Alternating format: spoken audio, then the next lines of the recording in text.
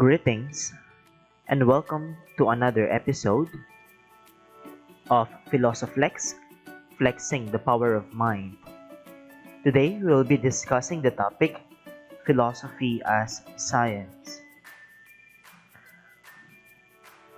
We'll be discussing under this topic the scientific nature of philosophy, the unity and multiplicity in philosophy, philosophy and the particular sciences, and the idea of the autonomy of the sciences. Philosophy is a science. This is our claim. And it is a science in an eminent way. That is, it is more sublime than other sciences. Before we can understand into the scientific nature of philosophy and claim that it is a science, we have to go back to the meaning of the term science. Now, there are two main principal meanings of the term science. First, the meaning of the term science refers to a certain knowledge through causes. Philosophy is a science because it studies the deepest causes of reality. It is the first and most eminent among all the sciences, as the other sciences deal with the more immediate and proximate causes of reality. If we are to go back into the Aristotelian Thomistic definition of philosophy, that philosophy is the knowledge of all things through their ultimate causes acquired through the use of reason alone.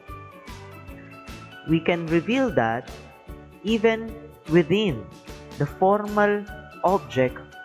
Using the definition of philosophy, we can say that it is really fit to say that it is a science because it seeks on the very nature and essence of beings, or, so to speak, the first principles of things. The second is that the meaning of science, it is a knowledge attained by way of demonstration. Philosophy is truly a science, since it attains knowledge in the same manner. It studies the first or most basic principles of all knowledge, which other sciences do not actually do. Therefore, we conclude that philosophy is a science, but not just as one more among the sciences, but as a science superior to all the rest.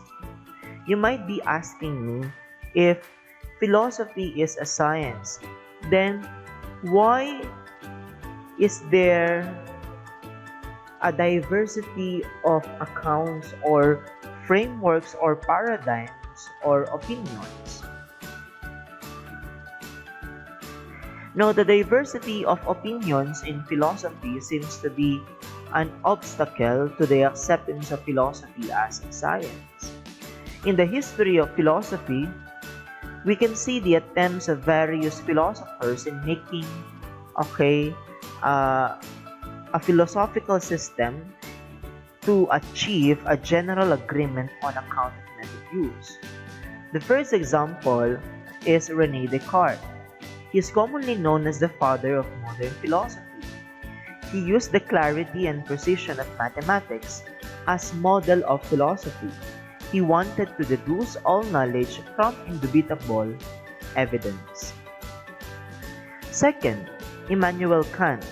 He was inspired by Isaac Newton's physics. He concluded that the universality of knowledge comes from the necessary use of some categories of thought common to all men. Third, we have Edmund Husserl in the history of philosophy. He influenced the 20th century philosophy with his phenomenological method, or phenomenology as we know it. Fourthly, the neo-positivists of Vienna Circle. They reduced all philosophy to the logical analysis of language.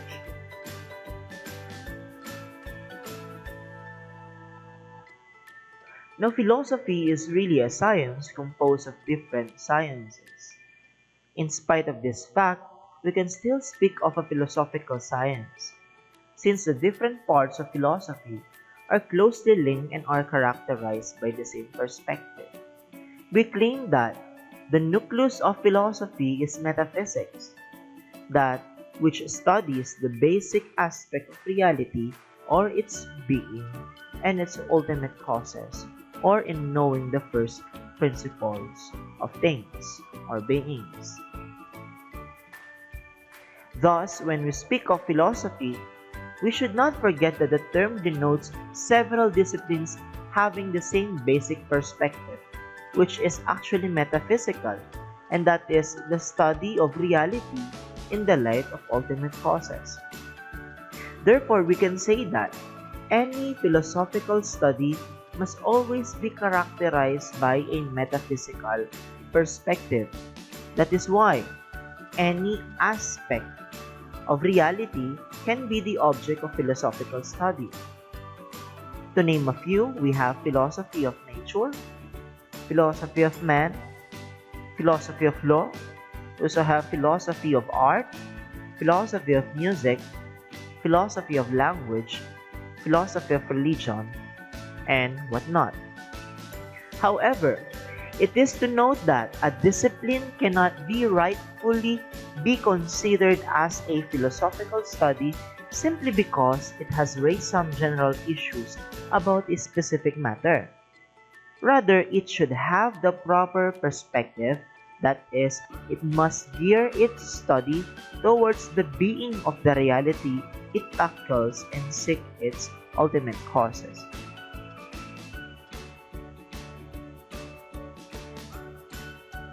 That is why, even though biology and other particular sciences would raise some general issues about a specific matter, for example, about life or forces of matter in the universe, they are not yet considered a philosophical study, as later we will point out that they're not really serious in dealing with their metaphysical, in carrying out their metaphysical tasks. Rather, they are more geared towards to knowing the immediate or the proximate causes of reality. And unlike in philosophy, it is in a way holistic in orientation, as it seeks the very being of the reality it tackles by seeking its ultimate cause or causes.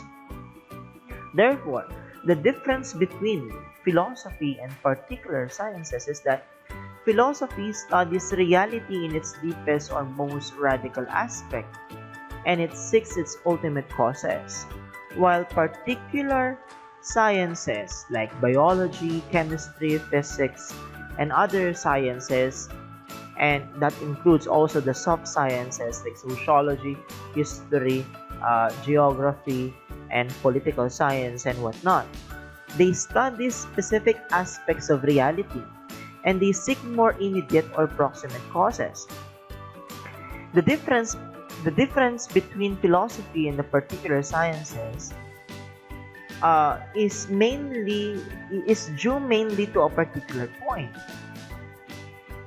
because the particular sciences are very particular of their scope and methodologies, and they are limited to some particular aspects of reality. That is why biology is limited to answering a specific aspect of reality, and that is the question on what is life. But what is life from the point of view and answered by biological methodology or framework or theories.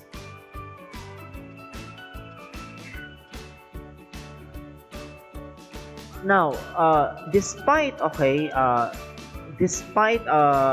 difference between philosophy and science on the level of their varying degree of methodologies that are being employed in knowing an aspect of reality, we can still claim that the sciences or the particular sciences are autonomous, that they are still independent of philosophy. But I will agree. I would argue later that they are not totally independent from any philosophical considerations. The autonomy of the sciences lies on the claim that the particular sciences do not carry out a strictly metaphysical study as compared to the task and to the objectives of philosophy. Now, these sciences have their own autonomy, that is, their relations with philosophy, because we consider that they have metaphysical perspectives, although they do not actually carry out these perspectives seriously.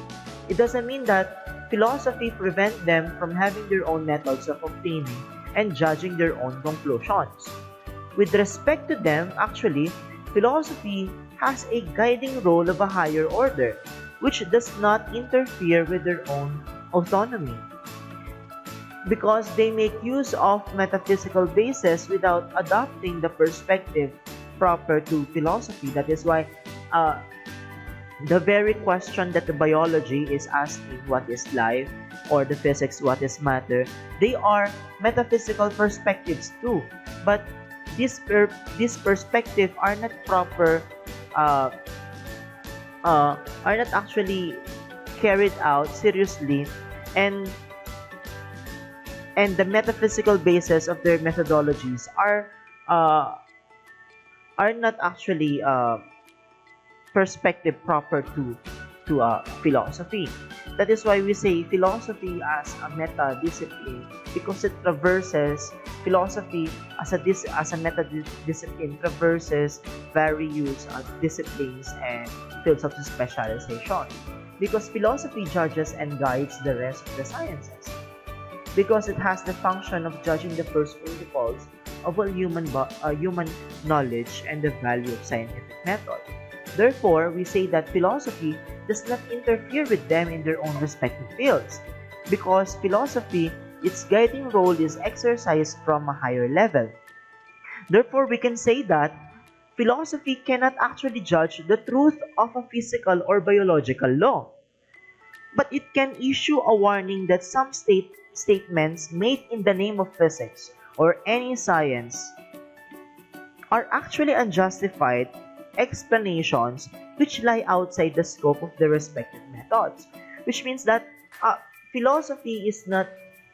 role of philosophy is not to judge the result of the experimentations of any physical or biological framework, or any experimentation arising from the application of the methodologies of the sciences, because the scientist is doing what we call the first order inquiry, and they do not actually question the methodology that they use. Rather, they are there to actually apply the methodology rigidly so as to come up with descriptive analysis or explanation of the results of their experimentations arising from the utilization of these methodologies.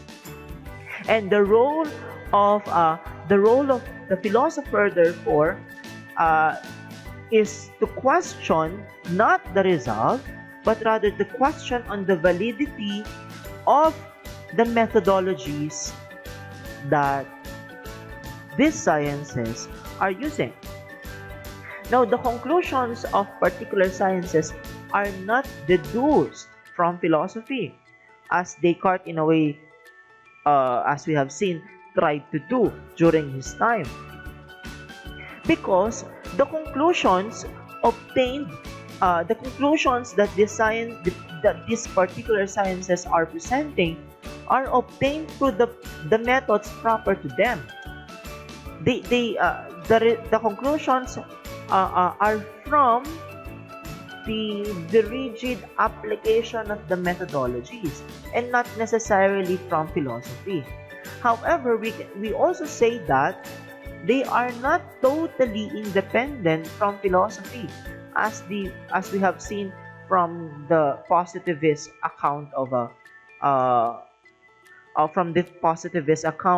that the sciences are totally independent, because they they do not, for them, uh, require any philosophical consideration or analysis on the methods that they use.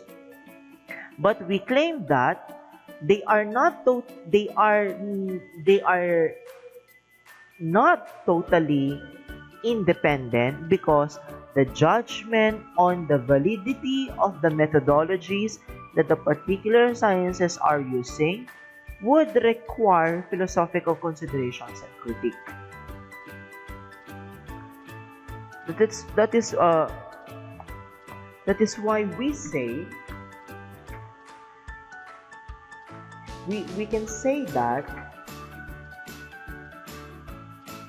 philosophy becomes the self-awareness of the sciences and the source from which all the sciences draw their worldview and methodological principles. Philosophy is there to watch over them, like a mother keeping a watchful eye over her children. And therefore, the philosopher keeps the scientist on his toes for his scrutiny.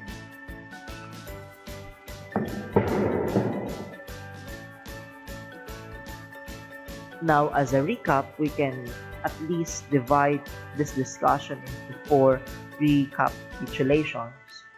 And if you want to test your comprehension and understanding of the discussion, then you can at least do some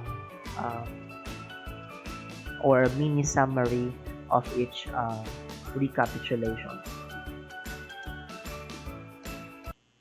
And let us watch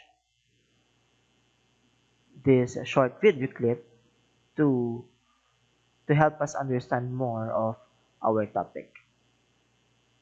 This is very controversial, but my view is that philosophy is a science, but it's not a natural science. So let me explain what I mean by that. When we're talking about natural sciences, we're talking about things like physics, chemistry, biology, which are involved in the study of nature, and where doing experiments and carrying out observations by microscopes and telescopes and so on is a big part of the methodology. Although philosophy has all kinds of interconnections with the natural sciences, it's not itself a natural science. It does very little in the way of carrying out its own experiments. And I think that is why quite a lot of people are very reluctant to call it a science. But we have to remember that not all sciences are like that. And the most obvious example of one that isn't is mathematics, which is just as rigorous as the natural sciences. But it's not a natural science. It doesn't proceed by doing experiments at all. Not because because mathematicians are too lazy to do experiments, but simply because they would not be relevant for what they're doing. In the case of philosophy, it's not that there's any ban on experiments in philosophy, but on the whole, the experiments that are relevant to philosophy are done within related subjects like psychology, and then philosophers, when they need to, can take account of them. For example, if you're doing the philosophy of perception, you're studying the nature of sight and hearing and smell and so on. The philosophers of perception will typically take account of what the psychological evidence from experimentation is about. So that it's not that that's irrelevant to what they're doing at all, but the experiments are best done by the scientists. And a new aspect of methodology which has come in mainly over the last 50 years is the use of simplified mathematical models to understand what's going on in all sorts of very complex situations. So in many areas of science, for example, in lots of biology, you can't really produce accurate predictions of what's going to happen let's say, about the evolution of certain species or something like that, because there are far too many factors to enable prediction to take place. But you can still understand a lot by building mathematical models which simplify the situation but show certain kind of structural aspects of what's going on in a way that makes it much clearer what some of the underlying processes are. I mean, for example, biologists might consider a model of reproduction by 3 sexes rather than 2 to see why it is that the norm for reproduction in most species is with 2 sexes. And it turns out that kind of model building methodology works in philosophy as well, and quite a lot of it is done, for example, in epistemology, which is the theory of knowledge. It turns out that by building simplified models of, for example, of different kinds of uncertainty, like the uncertainty involving a lottery, we can use those models to understand all sorts of structural aspects of the way that knowledge works or doesn't work. This is Now, thank you once again for listening to this lecture, and here are my references for this today's today's session. And I would like to see you again on our next lecture on Philosophy Flex, flexing the power of mind. Thank you and have a good day.